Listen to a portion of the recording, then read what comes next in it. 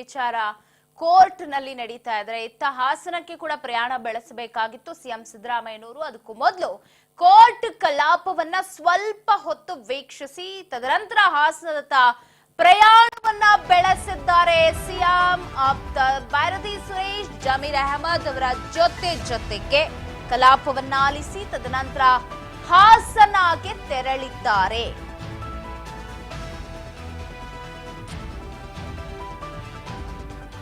Taj western ಹೋಟೆಲ್ನಿಂದ HAL ನತ್ತ CM ಪ್ರಯಾಣವನ್ನ ಬೆಳೆಸಿದ್ದಾರೆ. ಕೋರ್ಟ್ ಕಲಾಪವನ್ನ ಸ್ವಲ್ಪ ಹೊತ್ತು ವೀಕ್ಷಿಸಿ ತದನಂತರ ಹಾಸನ ಕಾರ್ಯಕ್ರಮಕ್ಕೆ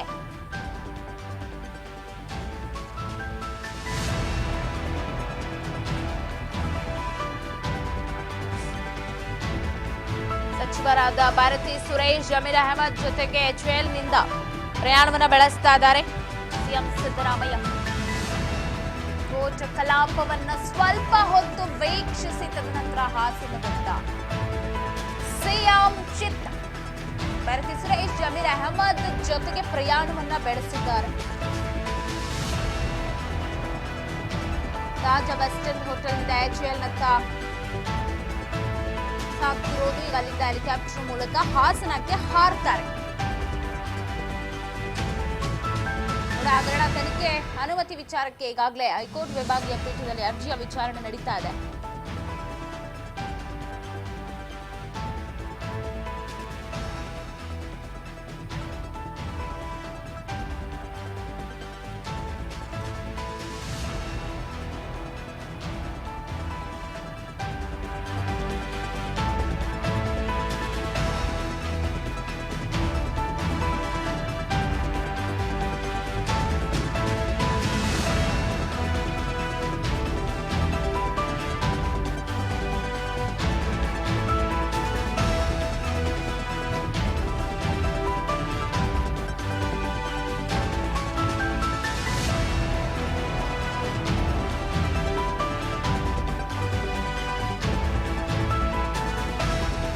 ವೆಸ್ಟರ್ನ್ ಹೋಟೆಲ್ನಿಂದ HAL ನತ್ತ ಸಿಎಂ ಸಿದ್ದು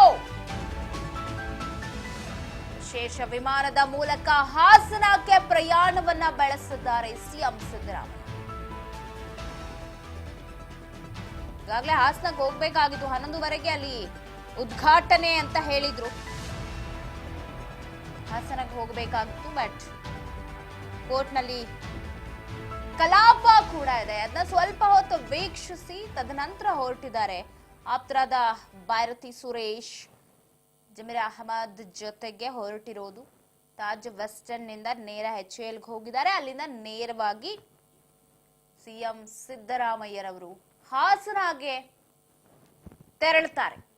HAL ನಿಂದ ವಿಶೇಷ ವಿಮಾನದ ಮೂಲಕ ಒಂದ್ ಕಡೆ ಟೆನ್ಷನ್ ಇದೆ, ಢವ ಇದೆ, ಏನಾಗುತ್ತೋ ಅಂತ ಕೋರ್ಟ್ನಲ್ಲಿ.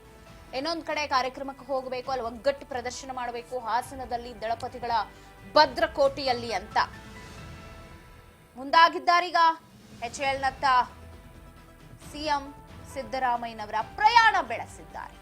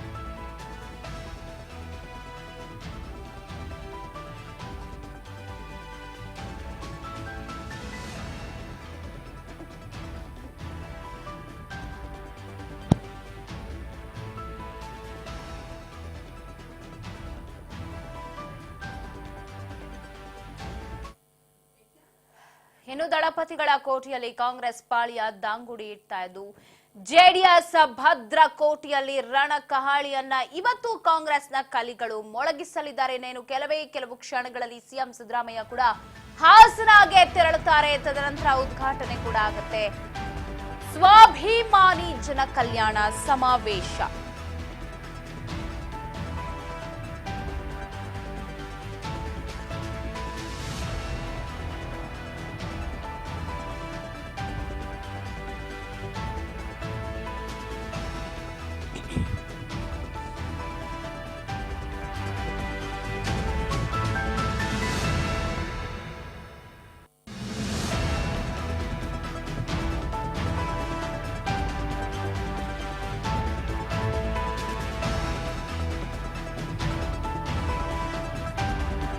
ಮಂಡ್ಯ, ಮೈಸೂರು, ಚಿಕ್ಕಮಗಳೂರು, ಚಾಮರಾಜನಗರ ಹಾಗೆ ಬೆಂಗಳೂರು, ಹಾಸನ ಭಾಗದ ಮತದಾರರ ಸಂಗಮವಾಗ್ತಾ ಇದೆ. ಹಾಸನದಲ್ಲಿ ದಳಪತಿಗಳ ಕೋಟೆಯಲ್ಲಿ ಕಾಂಗ್ರೆಸ್ ಪಾಳ್ಯ ದಾಂಗುಡಿಯನ್ನ ಇಟ್ಟು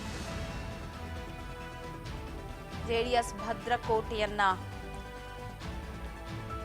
ಛಿದ್ರ ಮಾಡಿ ಅಧಿಪತ್ಯವನ್ನ ಸಾಧಿಸಬೇಕು ಅಂತ ಗ್ಯಾರಂಟಿ ಸರ್ಕಾರ ಗರ್ಜನೆಯನ್ನ ಮೊಳಗಿಸ್ತಾ ಇದೆ. ಕೆಲವು ಕ್ಷಣಗಳಲ್ಲಿ ಜೋಡೆತ್ತುಗಳಿಂದ ಬಲ ಪ್ರದರ್ಶನ ಹಾಸನದಲ್ಲಿ. ಈಗಾಗಲೇ ಎಲ್ಲ ಸಿದ್ಧತೆಗಳು ಮಾಡಿಕೊಳ್ಳಲಾಗಿದ್ದು ಹಾಸನದ ತುಂಬಾ ಕಾಂಗ್ರೆಸ್ ಬಾವುಟಗಳೇ ರಾರಾಜಿಸ್ತಾ ಇದೆ, ಫ್ಲೆಕ್ಸ್ಗಳು ರಾರಾಜಿಸ್ತಾ ಇದೆ. ಹಾಸನ ಟು ಅರಸೀಕೆರೆಯ ರಸ್ತೆಯಲ್ಲಿರುವಂತಹ SM ಕೃಷ್ಣ ಬಡಾವಣೆಯಲ್ಲಿ ನಡೀತಾ ಇರುವಂತಹ ಕಾರ್ಯಕ್ರಮ ಇದು ಮತ್ತೊಂದು ಸಿದ್ದರಾಮೋತ್ಸವ 2.0 ಅಂತಾನೆ ಹೇಳಲಾಗ್ತಾ ಇತ್ತು. ಬಟ್ ಇಲ್ಲಿ ಕಾರ್ಯಕ್ರಮದ ರೂಪುರೇಷೆಯೇ ಬದಲಾಗಿದ್ದು ಪಕ್ಷದ ಕಾರ್ಯಕ್ರಮ ಆಗಿ ಸಮಾವೇಶಕ್ಕೆ ಸಿದ್ಧತೆ ನಡೆದಿದ್ದು. ಸಿದ್ದರಾಮಯ್ಯ ಸ್ವಾಭಿಮಾನಿ ಜನಾಂದೋಲನ ಸಮಾವೇಶ ಅಂತ ಫ್ಲೆಕ್ಸ್ ಹಾಕಿದ್ದಾರೆ. ಜನಕಲ್ಯಾಣ ಸ್ವಾಭಿಮಾನಿ ಸಮಾವೇಶ ಅಂತ ಫ್ಲೆಕ್ಸ್ ಗಳನ್ನ ಹಾಕಿರುವುದು ಸ್ವಾಭಿಮಾನಿ ಒಕ್ಕೂಟಗಳ ಜಂಟಿ ಆಶ್ರಯದಲ್ಲಿ ನಡೀತಾ ಇದೆ. ಅಂದ್ರೆ ಇಬ್ರು ನಾವು ಸ್ವಾಭಿಮಾನಿಗಳು ನಮ್ಮ ಒಕ್ಕೂಟದಲ್ಲಿ ಅಂತ.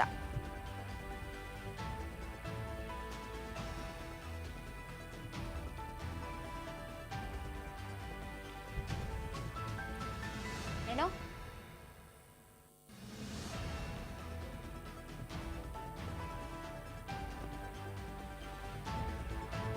ದಳಪತಿಗಳ ಕೋಟೆಯಲ್ಲಿ ಕಾಂಗ್ರೆಸ್ ಪಾಳ್ಯ ದಾಂಗುಡಿಯನ್ನ ಇಟ್ಟಿದ್ದು ಕೆಲವೇ ಕ್ಷಣಗಳಲ್ಲೇ ಸಿಎಂ ಸಿದ್ದರಾಮಯ್ಯನವರು ಕೂಡ ಹಾಸನಕ್ಕೆ ತೆರಳುತ್ತಾರೆ. ಈಗಾಗಲೇ ಭಾರತಿ ಸುರೇಶ್ ಹಾಗೆ ಜಮೀರ್ ಅಹಮದ್ ಒಟ್ಟಿಗೆ ತೆರಳುತ್ತಾ ಇದ್ದಾರೆ.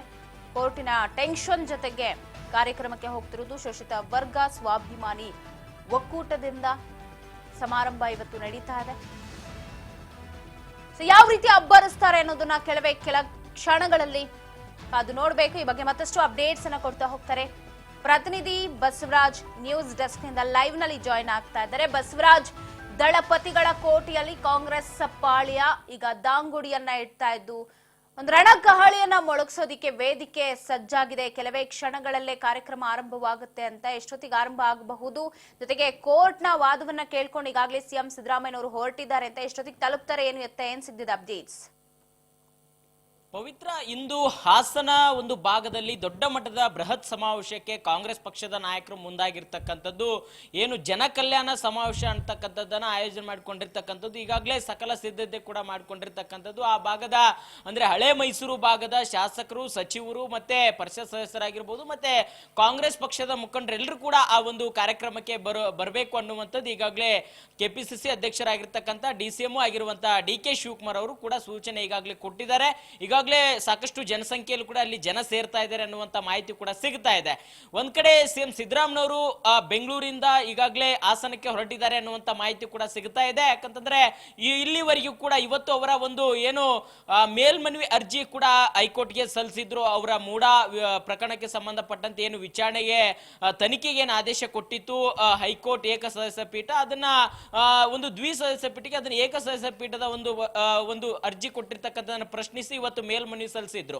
ಅದು ವಾದ ಪ್ರತಿವಾದವನ್ನ ನೋಡ್ತಾ ಇರ್ತಕ್ಕಂಥ ಸಿಎಂ ಸಿದ್ದರಾಮಯ್ಯನವರು ಏನು ಬೆಂಗಳೂರಿನ ಖಾಸಗಿ ಹೋಟೆಲ್ ನಲ್ಲಿ ಕೂಡ ಅದನ್ನ ಗಮನಿಸ್ತಾ ಇದ್ರು. ಮತ್ತೆ ವಾದ ವಿವಾದ ಆರಂಭಕ್ಕಿಂತಲೂ ಮುಂಚಿತವಾಗಿ ಹಿರಿಯ ವಕೀಲರ ಜೊತೆ ಕೂಡ ಚರ್ಚೆ ನಡೆಸಿ ಏನೆಲ್ಲ ಆಗ್ಬಹುದು ಪ್ರಕ್ರಿಯೆ ಅನ್ನುವಂಥದ್ದನ್ನು ಕೂಡ ಗಮನಿಸಿ ಒಂದ್ ಕಡೆ ಸಂಭ್ರಮ ಆಚರಣೆಗೆ ಹೋಗ್ಬೇಕು, ಇನ್ನೊಂದು ಕಡೆ ಅವರ ಒಂದು ಪ್ರಕರಣಕ್ಕೆ ವಿಚಾರಕ್ಕೆ ಸಂಬಂಧಪಟ್ಟಂತೆ ವಿಚಾರಣೆ. ಹಾಗಾಗಿ ಸಿಎಂ ಸಿದ್ದರಾಮಯ್ಯನವರಿಗೆ ಒಂದ್ ಕಡೆ ಸಂತೋಷ ಆದ್ರೆ ಇನ್ನೊಂದು ಕಡೆ ಆತಂಕ ಕೂಡ ಇರುವಂತದ್ದು. ಹಾಗಾಗಿ ಹಾಗಾಗಿ ಅದನ್ನೆಲ್ಲವನ್ನು ಕೂಡ ತೆಗೆದುಕೊಂಡು ಒಂದ್ ಕಡೆ ಕಾರಿನಲ್ಲಿ ಹೋಗುವಂತ ಸಂದರ್ಭದಲ್ಲಿ ಕೂಡ ಕೋರ್ಟ್ ನಲ್ಲಿ ನಡೀತಕ್ಕಂತ ವಾದ ಪ್ರತಿವಾದವನ್ನ ಆಲಿಸ್ತಾನೆ ಸಿಎಂ ಸಿದ್ದರಾಮಯ್ಯವರು ಹೋಗ್ತಾ ಇದ್ರು ಅನ್ನುವಂತ ಮಾಹಿತಿ ಕೂಡ ಸಿಗ್ತಾ ಇದೆ. ಹಾಗಾಗಿ ಈಗ ಹಾಸನದತ್ತ ಪ್ರಯಾಣವನ್ನ ಬೆಳೆಸಿರ್ತಕ್ಕಂಥದ್ದು ಡಿಸಿಎಂ ಡಿ.ಕೆ. ಶಿವಕುಮಾರ್ ಅವರು ಮತ್ತೆ ಸಿಎಂ ಸಿದ್ದರಾಮಯ್ಯವರು ಕೂಡ ಹಾಸನದತ್ತ ಪ್ರಯಾಣ ಬೆಳೆಸಿದ್ರೆ ಅಲ್ಲಿ ಸಾಕಷ್ಟು ಸಕಲ ಸಿದ್ಧತೆಯನ್ನು ಕೂಡ ಅಲ್ಲಿರ್ತಕ್ಕಂಥ ನಾಯಕರು ಕೂಡ ಮಾಡಿಕೊಂಡಿರ್ತಕ್ಕಂಥದ್ದು. ಈಗಾಗಲೇ ಅಲ್ಲಿ ಬೃಹತ್ ಮಟ್ಟದ ಸಮಾವೇಶಕ್ಕೆ ವೇದಿಕೆ ಕೂಡ ಸಜ್ಜಾಗಿದೆ.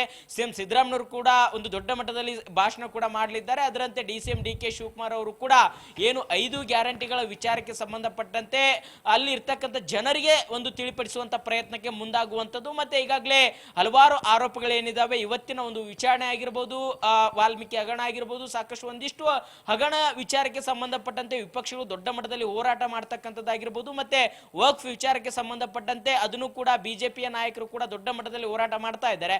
ಅದರ ಒಂದು ಯಾವ ರೀತಿಯ ವಿವಾದಕ್ಕೆ ತೆಗೆದುಕೊಂಡು ಹೋಗ್ತಾ ಇದ್ದಾರೆ ಅನ್ನುವಂಥದ್ದನ್ನು ಕೂಡ ಜನರಿಗೆ ತಿಳಿಸುವಂತ ಪ್ರಯತ್ನ. ಮತ್ತೆ ಈಗ ಜೆಡಿಎಸ್ ನ ಭದ್ರಕೋಟೆ ಆಗಿರ್ತಕ್ಕಂಥ ಹಾಸನ ಭಾಗವನ್ನ ಕಾಂಗ್ರೆಸ್ ಪಕ್ಷ ತನ್ನ ವಶದಲ್ಲಿ ತೆಗೆದುಕೊಳ್ಳಬೇಕು ಅನ್ನುವಂತ ನಿರ್ಧಾರವನ್ನು ಕೂಡ ಕಾಂಗ್ರೆಸ್ ಪಕ್ಷದ ನಾಯಕರು ಮಾಡಿಕೊಂಡಿರ್ತಕ್ಕಂಥ. ಯಾಕಂತಂದ್ರೆ ಈಗ ಮುಂಬರ್ತಕ್ಕಂಥ ಸ್ಥಳೀಯ ಮಟ್ಟದ ಚುನಾವಣೆಯಲ್ಲೂ ಕೂಡ ಕಾಂಗ್ರೆಸ್ ಪಕ್ಷದ ಅಭ್ಯರ್ಥಿಗಳು ಗೆಲ್ಲಬೇಕಾಗಿದೆ. ಕಾಂಗ್ರೆಸ್ ಪಕ್ಷದ ಎಲ್ಲ ಕೂಡ ಅಭ್ಯರ್ಥಿಗಳ ಅಲ್ಲಿ ಕಣಕ್ಕಿಳಿಸುವ ಮುಖಾಂತರ ದೊಡ್ಡ ಮಟ್ಟದಲ್ಲಿ ಹಳೆ ಮೈಸೂರು ಭಾಗವನ್ನ ಕಾಂಗ್ರೆಸ್ ಪಕ್ಷದ ವಶದಲ್ಲಿ ತೆಗೆದುಕೊಳ್ಳಬೇಕು ಅನ್ನುವಂತ ನಿರ್ಧಾರಕ್ಕೆ ಕಾಂಗ್ರೆಸ್ ಪಕ್ಷದ ನಾಯಕರು ಮುಂದಾಗಿರ್ತಕ್ಕಂಥ. ಯಾಕಂತಂದ್ರೆ 5 ಗ್ಯಾರಂಟಿಗಳ ಉತ್ಸಾಹದಲ್ಲಿ ಇರ್ತಕ್ಕಂಥ ನಾಯಕರು ಈಗಾಗಲೇ ಏನು 3 ವಿಧಾನಸಭೆ ಉಪಚುನಾವಣೆ ಏನ್ ನಡೀತು, ಆ ಒಂದು 3 ವಿಧಾನಸಭೆ ಚುನಾವಣೆಯಲ್ಲಿ ಕೂಡ ಅವರು ಅಂದುಕೊಂಡಂತೆ ಕೂಡ ಅಂದ್ರೆ ಅವರು 3 ಬರ್ತವೆ ಅಂತಕ್ಕಂಥದ್ದು ಕೂಡ ಅವ್ರು ತಿಳಿದಿರಲಿಲ್ಲ ಅನ್ಸುತ್ತೆ. ಆ ಒಂದು ಮಟ್ಟಿಗೆ ಅವ್ರ ನಿರೀಕ್ಷೆ ಮೀರಿ ಕೂಡ ಅಲ್ಲಿ ಫಲಿತಾಂಶ ಬಂದಿರತಕ್ಕಂಥದ್ದು ಇದು ಮತ್ತಷ್ಟು ಉತ್ಸಾಹಕ್ಕೆ ಹೆಚ್ಚಾಗಿದೆ ಅಂತ ಕೂಡ ಹೇಳ್ಬೋದು. ಹಾಗಾಗಿ ಇವತ್ತು ಬೃಹತ್ ಮಟ್ಟದ ಒಂದು ಸಮಾವೇಶಕ್ಕೆ ಕಾಂಗ್ರೆಸ್ ಪಕ್ಷದ ನಾಯಕರು ಮುಂದಾಗಿರ್ತಕ್ಕಂಥದ್ದು. ಪವಿತ್ರ, ಜೆಡಿಎಸ್ ನ ಭದ್ರಕೋಟೆ ಅಂದ್ರೆ ಹಳೆ ಮೈಸೂರು ಭಾಗ. ಬಸವರಾಜ್, ನೀವು ಹೇಳ್ದಂಗೆ ಅದರಲ್ಲೂ ಕೂಡ ಹಾಸನವನ್ನ ಯಾವುದೇ ಕಾರಣಕ್ಕೂ ಕೂಡ ಬಿಟ್ಕೊಡ್ಬಾರ್ದು ಅನ್ನುವಂತ ಪ್ಲಾನ್ ಇಟ್ಕೊಂಡ್ರು ಎಲ್ಲೋ ಕಳೆದ ಬಾರಿ ವಿಧಾನಸಭಾ ಚುನಾವಣೆಯಲ್ಲೂ ಕೂಡ ಅಲ್ಲಿ ಶ್ರೇಯಸ್ ಅವ್ರನ್ನ ಗೆಲ್ಸ್ಕೊಂಡ್ ಬರುವಲ್ಲಿ ಯಶಸ್ವಿ ಆದ್ರು ಅಂತಾನೆ ಹೇಳ್ಬೋದು. ಈಗ ಮತ್ತೆ ಅದೇ ಹಾಸನದ ಮೇಲೆ ಕಣ್ಣಿಟ್ಟಿರುವಂತಹ ಏನು ಜೋಡೆತ್ತುಗಳು ಅಂತಾನೆ ಹೇಳ್ಬೋದು, ಡಿ.ಕೆ. ಅಥವಾ ಸಿದ್ದರಾಮಯ್ಯನವರು ಅಲ್ಲಿನ ಅಹಿಂದ ಮತಗಳನ್ನ ಕೂಡ ಸೆಳೆದು ಒಂದು ಒಗ್ಗೂಡಿಸಬೇಕು, ಕೇವಲ ಒಕ್ಕಲಿಗ ಮತಗಳು ಮಾತ್ರ ಅಲ್ಲ ಅನ್ನುವಂತಹ ಒಂದು ಪ್ಲಾನ್ ಅನ್ನ ರೆಡಿ ಮಾಡ್ಕೊಡಂತೆ ಕಾಣಿಸ್ತಾ ಇದೆ. ಖಂಡಿತ ಪವಿತ್ರ, ಹಳೆ ಮೈಸೂರು ಭಾಗದಲ್ಲಿ ಏನು ಮೈಸೂರು, ಚಾಮರಾಜನಗರ, ಮಂಡ್ಯ ಈ ಒಂದು ಭಾಗದಲ್ಲಿ ಒಂದ್ ಕಡೆ ಕೊಡಗು ಆಗಿರ್ಬೋದು, ಈ ಚಿಕ್ಕಮಗಳೂರು ಆಗಿರ್ಬೋದು, ಈ ಒಂದು ಭಾಗದಲ್ಲಿ ದೊಡ್ಡ ಮಟ್ಟದಲ್ಲಿ ಒಕ್ಕಲಿಗ ಸಮುದಾಯ, ಈ ರಾಮನಗರ ಆಗಿರ್ಬೋದು, ಮಂಡ್ಯ ಆಗಿರ್ಬೋದು, ಈ ಭಾಗದಲ್ಲಿ ಇದ್ರೂ ಸಹಿತ ಅಹಿಂದ ಮತಗಳು ಕೂಡ ಹೆಚ್ಚಾಗಿರ್ತಕ್ಕಂಥದ್ದು, ಮತ್ತೆ ಅಲ್ಪಸಂಖ್ಯಾತ ಮತಗಳು ಕೂಡ ಹೆಚ್ಚಾಗಿರುವಂತದ್ದು. ಈ ಒಂದು ನಿಟ್ಟಿನಲ್ಲಿ ಒಕ್ಕಲಿಗ ಮತಗಳನ್ನ ಸೆಳೆಯುವಂತ ಪ್ರಯತ್ನಕ್ಕೆ ಡಿಸಿಎಂ ಡಿ.ಕೆ. ಶಿವಕುಮಾರ್ ಮುಂದಾದ್ರೆ, ಇತ್ತ ಅಹಿಂದ ಮತಗಳನ್ನ ಸೆಳೆಯುವಂತ ಪ್ರಯತ್ನಕ್ಕೆ ಸಿಎಂ ಸಿದ್ದರಾಮಯ್ಯವರು ಮುಂದಾಗಿರ್ತಕ್ಕಂಥದ್ದು. ಸ್ವತಃ ಅವರು ಕೂಡ ಹಳೆ ಮೈಸೂರು ಭಾಗದವರು, ಅದು ಸಹಿತ ಉತ್ತರ ಕರ್ನಾಟಕ ಭಾಗದಲ್ಲಿ ಕೂಡ ಅವರು ಹೆಚ್ಚಿನ ಪ್ರಾಬಲ್ಯ ಕೂಡ ಹೊಂದಿದ್ದಾರೆ. ಅದರಂತೆ ತಮ್ಮ ತವರು ಜಿಲ್ಲೆ ಮತ್ತೆ ತವರು ಭಾಗ ಆಗಿರ್ತಕ್ಕಂಥ ಹಳೆ ಮೈಸೂರು ಭಾಗದಲ್ಲಿ ಕೂಡ ತಮ್ಮ ವರ್ಚಸ್ಸನ್ನು ಹೆಚ್ಚಿಗೆ ಮಾಡಿಕೊಳ್ಬೇಕು, ಎಲ್ಲ ಮತಗಳನ್ನು ಕೂಡ ಕ್ರೋಢೀಕರಿಸಬೇಕು ಅನ್ನುವಂತ ಲೆಕ್ಕಾಚಾರದಲ್ಲಿ ಕಾಂಗ್ರೆಸ್ ಪಕ್ಷದ ನಾಯಕರು ಇರುವಂತದ್ದು. ಒಂದ್ ಕಡೆ ಒಕ್ಕಲಿಗ ಮತಗಳು, ಇನ್ನೊಂದು ಕಡೆ ಅಹಿಂದ ಮತಗಳು, ಎರಡೂ ಮತಗಳನ್ನು ಕೂಡ ಕ್ರೋಢೀಕರಿಸಿ ಒಂದ್ ಕಡೆ ಬಿಜೆಪಿಯ ನಾಯಕರಾಗಿರ್ಬೋದು, ಜೆಡಿಎಸ್ ನಾಯಕರಾಗಿರ್ಬೋದು ಒಂದು ತಿರುಗೇಟು ಕೊಡಬೇಕು ಅನ್ನುವಂತ ಲೆಕ್ಕಾಚಾರದಲ್ಲಿ ಕೂಡ ಇರುವಂತದ್ದು. ಪವಿತ್ರ, ಇನ್ನೇನ್ ಕೆಲವೇ ಕ್ಷಣಗಳಲ್ಲಿ ಬಸವರಾಜ್ 11:15 ಅಥವಾ 11:15 ಆರಂಭವಾಗತ್ತೆ ಅಂತ ಹೇಳಿದ್ರು. ದಳಪತಿಗಳ ಕೋಟೆಯಲ್ಲಿ ಇನ್ನೂ ಕೂಡ ಆರಂಭವಾಗಿಲ್ಲ, ಎಷ್ಟೊತ್ತಿಗೆ ಆರಂಭವಾಗಬಹುದು. ಜೊತೆಗೆ ದಳಪತಿಗಳು ಇದನ್ನ ಯಾವ ರೀತಿ ಅಕ್ಸೆಪ್ಟ್ ಮಾಡ್ಕೊಳ್ಳೋದಕ್ಕೆ ರೆಡಿ ಆಗಿದ್ದಾರೆ. ಯಾಕಂದ್ರೆ ತಮ್ಮ ಭದ್ರಕೋಟೆಗೆ ಬಂದು ಒಂದು ಶಕ್ತಿ ಪ್ರದರ್ಶನ ಮಾಡ್ತೀವಿ, ಇಲ್ಲಿ ನಮ್ ಬಲ ಏನು ಅಂತ ತೋರಿಸ್ತೀವಿ ಅಂತ ಅಂದಾಗ ದಳಪತಿಗಳು, ಯಾಕಂದ್ರೆ ಈಗ ಕುಮಾರಸ್ವಾಮಿ ಅವ್ರು ನಾವು ಹಿಂದೆ ನೋಡಿದ್ವಿ, ಈಗ ಬೈ ಎಲೆಕ್ಷನ್ ಟೈಮಲ್ಲಿ ಅಬ್ಬರಿಸ್ತಾ ಇದ್ದವ್ರು ಸೈಲೆಂಟ್ ಆಗಿ ಹೋಗಿದ್ದಾರೆ. ಸೊ ದಳಪತಿಗಳು ಏನ್ ಹೇಳ್ಬಹುದು ಅಂತ. ಪವಿತ್ರ, ಒಂದ್ ಕಡೆ ಜೆಡಿಎಸ್ ನ ಭದ್ರಕೋಟೆ ಆಗಿರ್ತಕ್ಕಂಥ ಹಾಸನ ಒಂದು ಜಿಲ್ಲೆಯಲ್ಲಿ ಬೃಹತ್ ಮಟ್ಟದ ಸಮಾವೇಶಕ್ಕೆ ಮುಂದಾಗಿರ್ತಕ್ಕಂಥ ಕಾಂಗ್ರೆಸ್ ಪಕ್ಷದ ನಾಯಕರ ನಡೆಯನ್ನ ಸೂಕ್ಷ್ಮವಾಗಿ ಜೆಡಿಎಸ್ ಪಕ್ಷದ ನಾಯಕರು ಗಮನಿಸ್ತಾ ಇದ್ದಾರೆ. ಯಾಕಂತಂದ್ರೆ ಲೋಕಸಭಾ ಚುನಾವಣಾ ಸಂದರ್ಭದಲ್ಲಿ ಕೆಲವೊಂದಿಷ್ಟು ಅವ್ರದೇ ಆಗಿರ್ತಕ್ಕಂಥ ಎಡವಟ್ಟುಗಳಿಂದ ಅಲ್ಲಿ ತಮ್ಮ ಖಾತೆಯನ್ನು ಕೂಡ ತೆರೆದುಕೊಳ್ಳುವಲ್ಲಿ ಎಲ್ಲೋ ಒಂದ್ ಕಡೆ ವಿಫಲರಾಗಿದ್ದಾರೆ. ಹಾಗಾಗಿ ಮುಂಬರ್ತಕ್ಕಂಥ ಸ್ಥಳೀಯ ಮಟ್ಟದ ಚುನಾವಣೆಯಲ್ಲೂ ಕೂಡ ಕಾಂಗ್ರೆಸ್ ಪಕ್ಷ ಯಾವ ರೀತಿಯ ತಂತ್ರಗಾರಿಕೆ ಹೂಡ್ತಾ ಇದೆ, ಅದಕ್ಕೆ ಪ್ರತಿತಂತ್ರವಾಗಿ ನಾವೇನು ಹೂಡ್ಬೇಕು ಅನ್ನುವಂಥದ್ದನ್ನು ಕೂಡ ಜೆಡಿಎಸ್ ನ ವರಿಷ್ಠರಾಗಿರ್ತಕ್ಕಂಥ ದೇವೇಗೌಡರಾಗಿರ್ಬೋದು, ಕುಮಾರಸ್ವಾಮಿ ಅವರಾಗಿರ್ಬೋದು, ರೇವಣ್ಣ ಆಗಿರ್ಬೋದು, ಸಾಕಷ್ಟು ನಾಯಕರು ಲೆಕ್ಕಾಚಾರ ಆಗ್ತಾ ಇದ್ದಾರೆ. ಈ ನಡುವೆ ಕಾಂಗ್ರೆಸ್ ಪಕ್ಷದ ನಾಯಕರು ಹಳೆ ಮೈಸೂರು ಭಾಗದಲ್ಲಿ ತಮ್ಮ ಒಂದೊಂದೇ ವಿಧಾನಸಭೆ ಚುನಾವಣೆ ಆಗಿರ್ಬೋದು, ಉಪಚುನಾವಣೆ ಆಗಿರ್ಬೋದು, ಲೋಕಸಭೆ ಚುನಾವಣೆ ಆಗಿರ್ಬೋದು, ಆ ಒಂದು ಸಂದರ್ಭದಲ್ಲಿ ತಮ್ಮ ಒಂದು ತಂತ್ರಗಾರಿಕೆ ಬಳಸಿ ಆ ಅಭ್ಯರ್ಥಿಗಳನ್ನು ಗೆಲ್ಲಿಸುವಂತ ಪ್ರಯತ್ನಕ್ಕೆ ಮುಂದಾಗ್ತಾ ಇದ್ದಾರೆ. ಆದ್ರೆ JDS ಪಕ್ಷದ ನಾಯಕರು ಕೂಡ ಇದನ್ನ ಸೂಕ್ಷ್ಮವಾಗಿ ಗಮನಿಸಿ ಯಾವೆಲ್ಲ ತಂತ್ರಗಾರಿಕೆ ಹೂಡಬೇಕು ಮತ್ತೆ JDS ಪಕ್ಷವನ್ನು ಮತ್ತೆ ಸುಭದ್ರವಾಗಿ ಕಟ್ಟುವಂತ ರೀತಿಯಲ್ಲಿ ಕೂಡ ಒಂದಿಷ್ಟು ತಂತ್ರಗಾರಿಕೆ ಹೂಡ್ತಾ ಇದ್ದಾರೆ. ಹಾಗಾಗಿ ಒಂದ್ ಕಡೆ JDS ನಾಯಕರ ತಂತ್ರಗಾರಿಕೆ, ಇನ್ನೊಂದು ಕಡೆ ಕಾಂಗ್ರೆಸ್ ಪಕ್ಷದ ನಾಯಕರ ತಂತ್ರಗಾರಿಕೆ. ಯಾವ ತಂತ್ರಗಾರಿಕೆ ಜನ ಅಲ್ಲಿ ಓಲೈಕೆ ಆಗ್ತಾನೆ, ಯಾವ ರೀತಿಯಾಗಿ ಮುಂಬರ್ತಕ್ಕಂಥ ಸ್ಥಳೀಯ ಮಟ್ಟದ ಚುನಾವಣೆ